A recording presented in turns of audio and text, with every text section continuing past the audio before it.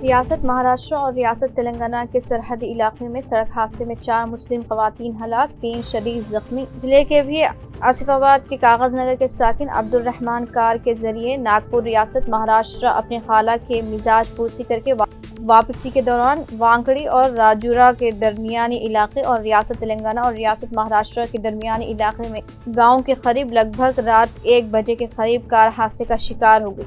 اس حادثے میں سلمہ بیگم عمر 35 سال، صبرین عمر 13 سال، بیوہ خاتون ساحرہ بیگم عمر 34 سال، حفصہ بیگم عمر 45 سال برسر موقع ہلاک ہو گئے۔ ان کے علاوہ نصرت اور نزہت بیگم دونوں بہنیں اور کار چلانے والا ڈرائیور عبد الرحمان بری طرح شدید زخمی ہو گیا۔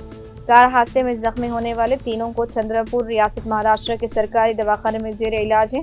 اس کی اطلاع ملتے ہی ریاست مہاراشٹر کی پولیس حادثے مقام پر پہنچ کر ہلاک ہونے والے 4 نعشوں کو پوسٹ مارٹم کے لیے مہاراشٹر کے سرکاری دواخانے منتقل کر دیا۔ کیس درج کر کے مہاراشٹر پولیس مصروف تحقیقات ہے۔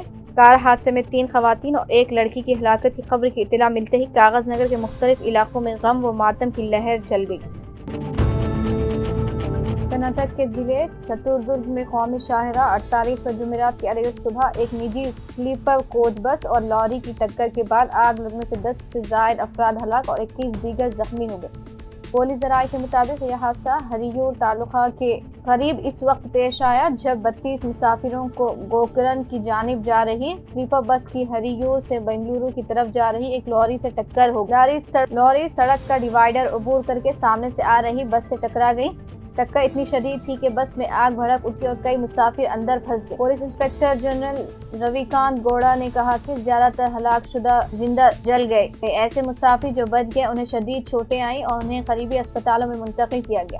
جائے حادثے کی تصاویر میں بس کے بری طرح ٹوٹے جلے ہوئے حصے نظر آ رہے ہیں، جہاں امدادی اہلکار ملبہ ہٹا رہا ہے اور کرینے تباہ شدہ گاڑیوں کو ہٹا رہی ہے۔ پولیس کی ابتدائی تفتیش میں لاری ڈرائیور کی لاپرواہی سامنے آئی ہے۔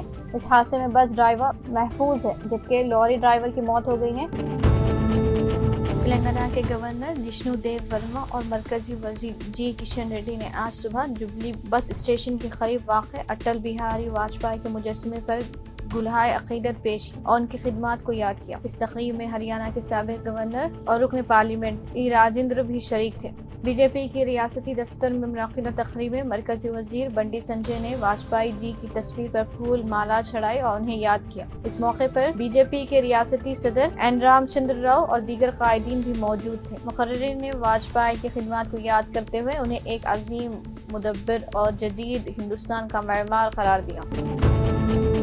نیویارک سٹی کے نو منتخب میئر زہران ممدانی نے اسلام فوبیا اور فلسطینی مخالف نسل پرستی کے خلاف جدوجہد کا عہد کیا ہے۔ شہر کے پہلے مسلمان میئر کی حیثیت سے تاریخ کا حصہ بننے والے زہران ممدانی نے یہ بیان براؤن یونیورسٹی کے ایک فلسطینی طالب علم مصطفیٰ خربوش کو ہدف بنا کر شروع کی گئی اعزادہی مہم کے بعد جاری کیا ہے۔ ممدانی نے کہا ہے کہ بحیثیت ایک میئر کے میں نیویارک والوں کو عزیز رکھنا، ان کو تحفظ دینا اور انہیں پروقار بنانا اپنا فرض سمجھوں گا۔ امریکی صدر ڈونلڈ ٹرمپ نے کرسمس کے موقع پر بچوں کے ساتھ ٹیلی فون کالز پر دلچسپ بات چیت کی اور ان سے یہ وعدہ بھی کیا کہ وہ کسی برے سینٹا کو ملک میں داخل ہونے نہیں دیں گے۔ 4 اور 10 سال کے بچوں سے بات کرتے ہوئے صدر ٹرمپ نے کہا کہ ہم چاہتے ہیں کہ سینٹا اچھا ہو، ہم یہ یقینی بنانا چاہتے ہیں کہ وہ برا نہ ہو اور ہم کسی برے سینٹا کو اپنے ملک میں داخل نہیں ہونے دیں گے۔ انہوں نے اس بات کی مزید وضاحت نہیں کی۔ امریکی صدر ڈونلڈ ٹرمپ اکثر کرسمس کے موقع پر اپنے سیاسی حریفوں کو تنقید کا نشانہ بناتے ہیں۔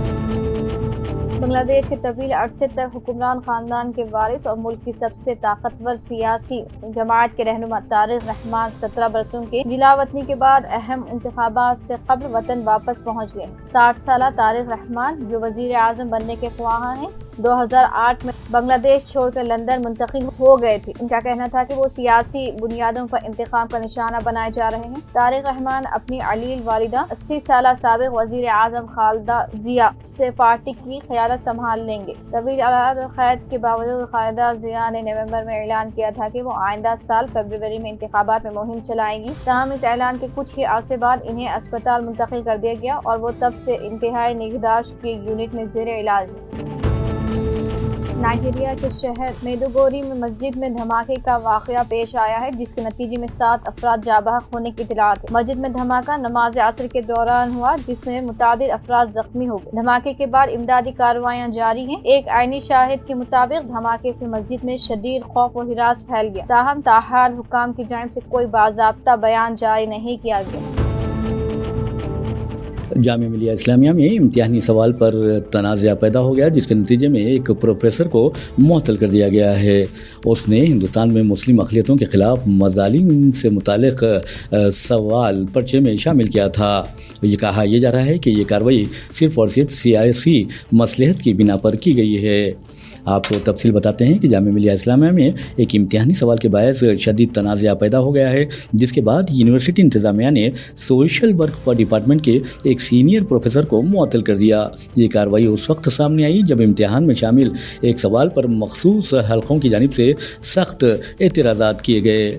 میڈیا رپورٹس کے مطابق سوشل ورک ڈپارٹمنٹ کے BA آنرز پہلے سیمسٹر کے امتحان میں سوشل اسٹڈیز پر ایک سوال یعنی سوشل اسٹڈیز کے ایک پرچے میں ایک متبادل سوال شامل تھا، جس میں طلباء سے کہا گیا تھا کہ وہ ہندوستان میں مسلم اقلیتوں کے خلاف مظالم پر مثالوں کے ساتھ بحث کریں۔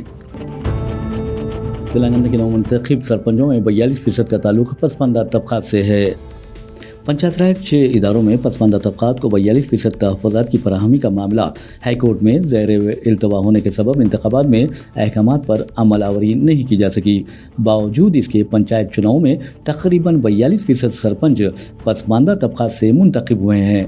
نومنتخب سرپنچوں کے اعداد و شمار کے مطابق 41.65% کا تعلق BC طبقات سے ہے اور ان میں سے زیادہ تر کانگریس کے تائیدی امیدوار رہے۔ تلنگانہ میں 12,760 گرام پنچایتوں میں 12,702 گرام پنچایتوں کے انتخابات منعقد کیے گئے۔ 1,211 دیہاتوں میں سرپنچوں کا انتخاب متفقہ طور پر عمل میں آیا، جبکہ 11,491 پنچایتوں کے سرپنچوں کو رائے دہی کے ذریعے منتخب کیا گیا۔ ذرائع کے مطابق 11,491 سرپنچوں نے 4,767 کا تعلق پسماندہ طبقات کے A, B, C, D اور E ذیلی زمرجات سے ہیں۔ کانگریس پارٹی نے پارٹی کی سطح پر پسماندہ طبقات کو 42% ٹکٹ فراہم کرنے کا وعدہ کیا تھا اور نتائج کے اعتبار سے 42% BC سرپنچوں کا انتخاب حوصلہ افزا ہے۔ گورنمنٹ جونیئر کالجز میں چہرہ شناسی حاضری سسٹم، طلبہ کی حاضری 90% تک ریکارڈ کی گئی۔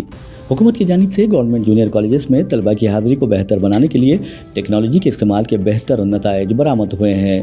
محکمہ تعلیم کے ذرائع کے مطابق چہرہ شناسی حاضری سسٹم FRS متعارف کرنے سے گورنمنٹ جونیئر کالجز میں طلبہ کی حاضری 90% تک ریکارڈ کی گئی ہے، جبکہ اس سسٹم سے قبل طلبہ کی حاضری 60 تا 70% ریکارڈ کی جا رہی تھی۔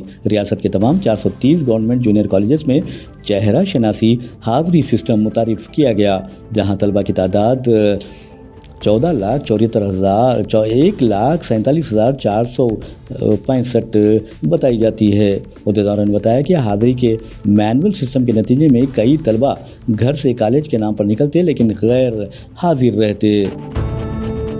ریاست تلنگانہ میں بی جے پی کی کارکردگی کو لے کر وزیر اعظم نریندر مودی خوش نہیں ہیں۔ ایسے میں تلنگانہ بی جے پی نے ریاست میں اپنی موجودگی کا احساس دلانے کے لیے آبی منصوبوں یا پروجیکٹس کا جائزہ لینے کا فیصلہ کیا ہے اور اس سلسلے میں ریاستی بی جے پی قائدین ایک خصوصی کمیٹی تشکیل دیں گے اور اس کمیٹی کے ارکان مختلف آبی پروجیکٹس کا دورہ کریں گے۔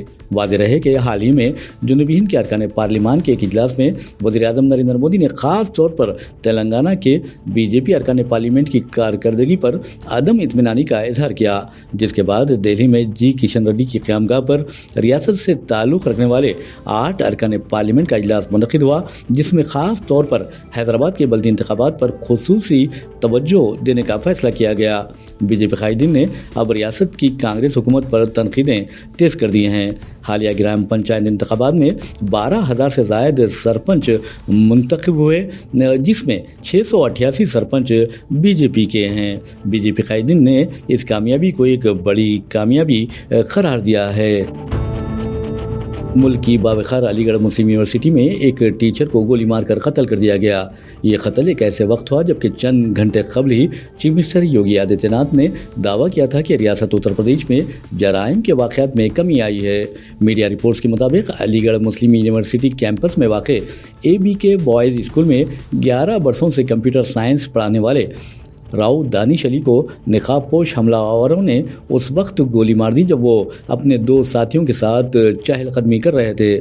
ان کے سر میں 2 گولیاں ماری گئیں۔ انہیں قریبی جین ہاسپٹل منتقل کیا گیا لیکن علاج کے دوران ان کی موت واقع ہو گئی۔ بتایا جاتا ہے کہ حملہ آور ایک اسکوٹر پر وہاں پہنچے تھے۔ پولیس نے مقدمہ درج کر کے تحقیقات کا آغاز کر دیا ہے۔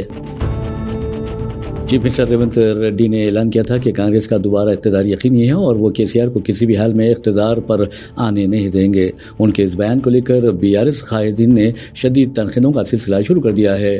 چیف منسٹر ریونت ریڈی نے دعویٰ کیا تھا کہ 2029 اسمبلی انتخابات میں 119 اسمبلی حلقہ جات میں 87 حلقوں پر کانگریس کی کامیابی کے ذریعے پارٹی کو وہ دوبارہ اقتدار دلائیں گے۔ انہوں نے کہا تھا کہ اگر 150 اسمبلی حلقہ جات پر الیکشن ہوتا ہے تو 100 سے زائد نشستوں پر کامیابی کے ساتھ کانگریس دوبارہ برسر اقتدار آئے گی۔ یہ BRS کے لیے میرا چیلنج ہے اور اگر ہمت ہو تو اسے قبول کریں۔ چیف منسٹر دراصل کل اپنے انتخابی حلقے کوڑنگل میں 9 منتخب سرپنچوں کی تعیناتی تقریب میں شرکت کے دوران ان خیالات کا اظہار کر رہے تھے۔ نارائن پیٹ ضلع کے کوزگی میں تقریب کا اہتمام کیا گیا تھا جس میں تمام 9 منتخب سرپنچ، نائب سرپنچ اور وارڈ ممبرز نے شرکت کی۔ تلنگانہ حکومت نے محکمہ پولیس کے مختلف شعبوں میں 7 IPS عہدیداروں کے تبادلے کے احکامات جاری کیے۔ آج جاری جیو نمبر 1124 کے مطابق کے Prasad SP administration PCs and S Hyderabad کو کے وینکٹ لکشمی کی جگہ SP CID مقرر کیا گیا ہے۔ آئی پوجا پرنسپل PTC ورنگل کا تبادلہ حیدرآباد میں TG کمانڈ کنٹرول سینٹر میں SP ایڈمنسٹریشن کے طور پر کیا گیا۔ S Ravi Chandra additional DCP Rachakonda کو SP administration PCs and S Hyderabad مقرر کیا گیا ہے۔ S Surya Narayana additional SP TG civil supplies corporation کو جوائنٹ ڈائریکٹر ACB حیدرآباد مقرر کیا گیا ہے۔ فرضی ای چالان پیمنٹ لنک سے چوکسی کا مشورہ۔ بتایا جاتا ہے کہ ایک عہدیدار تقریباً 6 لاکھ روپے سے محروم گیا جس کے بعد کمشنر پولیس نے یہ بیان جاری کیا ہے۔ حیدرآباد سٹی پولیس کی سائبر کرائم ونگ نے عوام الناس کو فرضی ای چالان پیمنٹ لنک سے آگاہ کیا ہے۔ ایک بیان میں deputy commissioner police cyber crime V Arvind Babu نے کہا کہ شہر میں کئی افراد کو بذریعہ واٹس ایپ اور SMS گاڑیوں پر ای چالان موجود ہونے اور اس کی فوری ادائیگی کے لیے کہا جا رہا ہے۔ دراصل سائبر دھوکے باز ای چالان کی ادائیگی کا فرضی لنک پھیلاتے ہوئے عوام کو دھوکہ دے رہے ہیں۔ انہوں نے عوام سے اپیل کی کہ ٹریفک چالان کی ادائیگی سرکاری ویب سائٹ اور لنک کے ذریعے ہی ادا کریں اور کوئی بھی سرکاری ادارہ چالان کی ادائیگی کے لیے لنک یا SMS روانہ نہیں کریں۔ BJP کے سابق MLA جگدیپ سینگر کو جسے ایک نابالغ دلت لڑکی کی عصمت ریزی کی پاداش میں عمر قید کی سزا سنائی گئی تھی، دہلی ہائی کورٹ کی جانب سے مشروط ضمانت دیے جانے پر ملک بھر میں شدید تنقیدیں کی جا رہی ہیں۔ ایسے میں خود متاثرہ لڑکی نے اپنے ریپسٹ کو دہلی ہائی کورٹ کی جانب سے ضمانت منظور کیے جانے کو سپریم کورٹ میں چیلنج کرنے کا اعلان کیا ہے۔ دوسری طرف CBI پر اپوزیشن حکومت کے اشاروں پر ناچنے کا الزام عائد کرتی رہتی ہے۔